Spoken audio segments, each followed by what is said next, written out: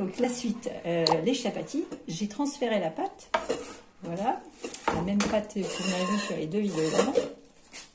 Et alors, ici, donc, on a fait plein de petites boules, là, je ne sais pas combien. Donc là, c'est l'équivalent de 250 g de farine complète. Bon, alors bref, maintenant, ah bah oui, en fait, on ne va pas forcément prendre du rouleau tout de suite, moi j'aime bien faire avec la main. Comment dire? D'abord, travailler la pâte, l'étirer la pâte, puisque c'est plus sympa plutôt que d'écraser tout de suite avec le rouleau. À la limite, on pourrait les faire que avec les mains. Hein. Parce que, comment dire? Alors, j'avais vu une méthode de... Quand on avait fait la vidéo sur les chapatis, elle faisait comme ça, je crois. En fait, elle étirait la pâte comme ceci. Alors, j'ai pas allumé la poêle pour l'instant parce que je me disais que ça allait peut-être prendre du temps. Ou au moins que j'en ai fait quelques-uns.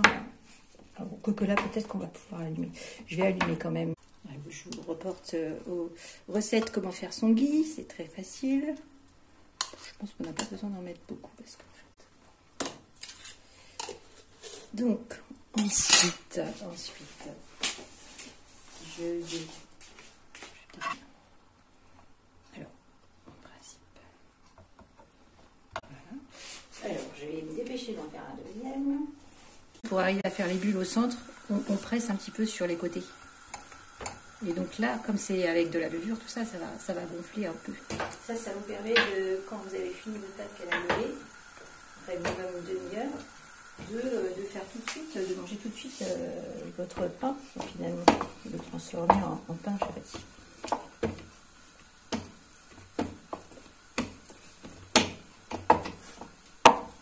Alors comme elle est bio complète, cette farine c'est de la 110, c'est pas de la 150. Là, en fait c'est très nourrissant, même si c'est petit. Puis là, en principe ça va gonfler, là je regarde effectivement. Effectivement là ça commence un petit peu à gonfler. Donc pour la taille, ça dépend hein, ce que vous faites. Si vous avez juste une galette pour vous tout seul, avec votre garniture, vous pouvez faire plus grosse, c'est vraiment. Il veut se pousser un peu celui-là.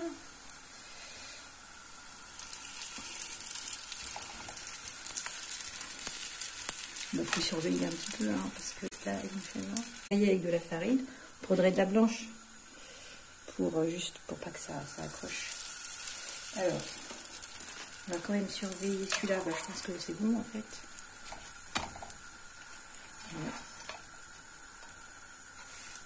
Ouais, il est plus épais hein. Ouais, oui, donc je peux mettre ça là-dedans. Ouais, c'est bon. Voilà. Et alors donc,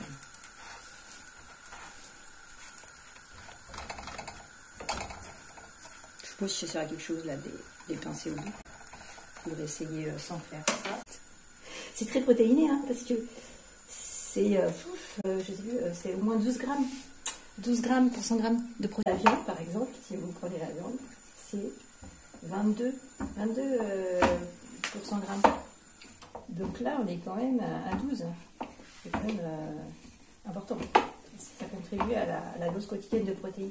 La dose quotidienne de protéines recommandée, c'est 0,83 grammes par poids de la personne qui mange.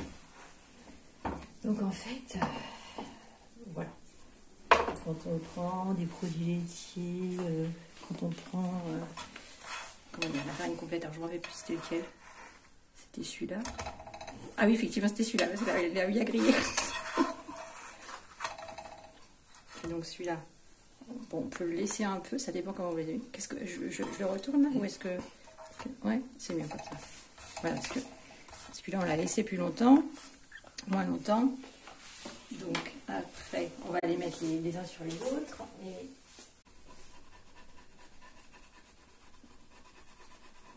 du fait que j'ai retravaillé la pâte avant de faire les boulettes là, enfin en faisant les boulettes, normalement ça fait que ça ne colle pas trop.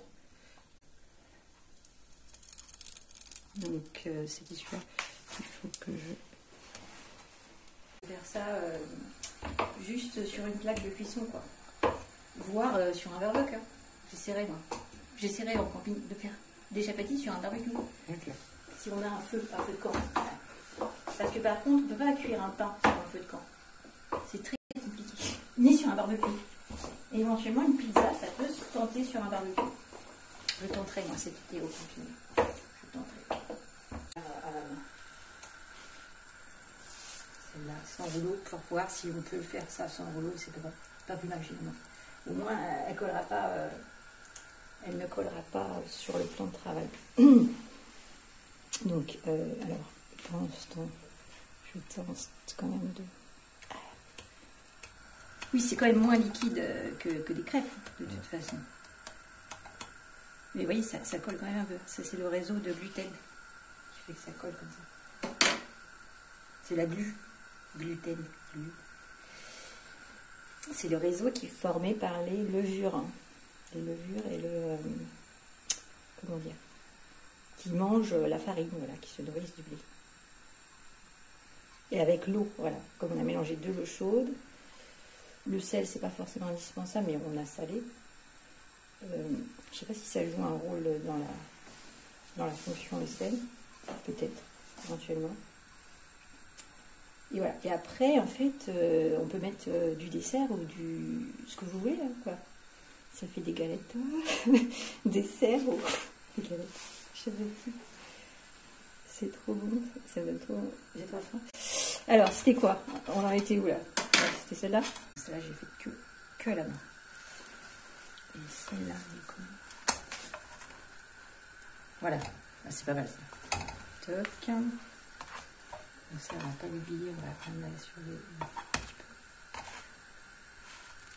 Après, ben c'est vrai que si plus elles sont grillées, plus elles vont être dures. Et si on les laisse moins longtemps, elles vont être plus moelleuses. C'est comme faire de l'art, comment on appelle ça, enfin, de la poterie, quoi. Enfin, pour les enfants aussi. Donc je vais pas retenter de les envoyer sur mes mains. Je sais pas, c'est comme ça. Mais si, ça marche en fait. Ça étire. En vrai. Ça, c'est la méthode à la main.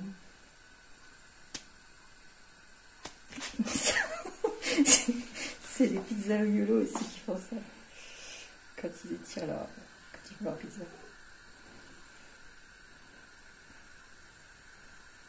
Je vais pas faire le truc de la lancer dans l'air. Alors, bon, pour l'instant, c'est pas le tout, mais c'était celle-là. Ouais.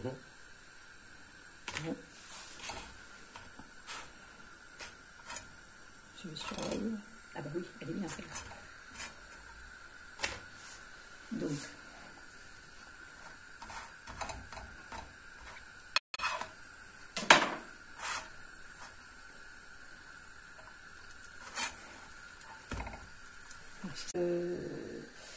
après, pas au réfrigérateur, j'avais vu.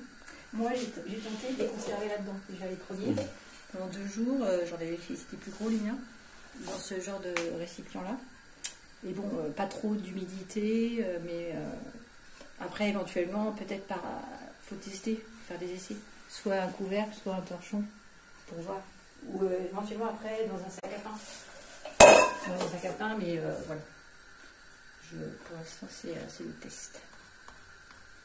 Peut-être que la prochaine vidéo, ce sera en camping, cuisson sur le barbecue.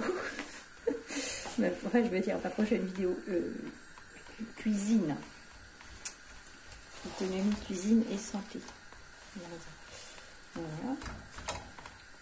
Donc, du coup, non, on va pas les manger en live, mais c'est pas mal. Ça sent trop bon. Ça sent le pain chaud. C'est la même odeur que le bon pain qui sort du four là. Même si c'est le pain, pas forcément la même.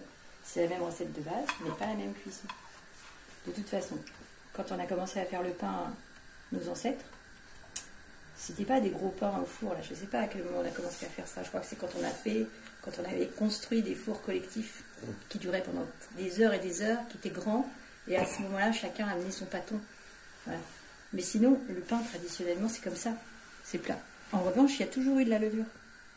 Parce que dans les pays chauds surtout, au Moyen-Orient par exemple, là où il y a les origines de tout ça, de la farine, de blé, même au néolithique, on ramassait du blé sauvage et on a retrouvé des meules. Enfin des meules. Avec la pierre, on cassait le blé et donc c'est très vite qu'on a fait ça. Mais ils ne se disaient pas on va aller mettre de la levure dedans. Ils ne se disaient pas il y a du levain. C'est parce qu'avec la température ambiante, le levain c'est dans l'air. Donc la chaleur